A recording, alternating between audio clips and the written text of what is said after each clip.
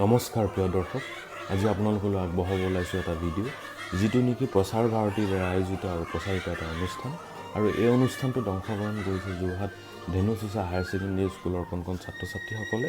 আৰু এই ভিডিঅ'টো আপোনালোকে শেষলৈকে চাই যাওক, কিয়নো প্ৰচাৰ ভাৰতীয়ে কেনেকৈ অন দ্য স্পট ৰেকৰ্ডিং কৰিছে আৰু এই ৰেকৰ্ডিঙৰ লগত সংগতি ৰাখি কণ ছাত্ৰ ছাত্ৰীসকলে কেনেকৈ পৰিৱেশন কৰিছে আপোনালোকে এবাৰ চাওক। আশা কৰোঁ আপোনালোকে ভিডিঅ'টো ভাল পাব।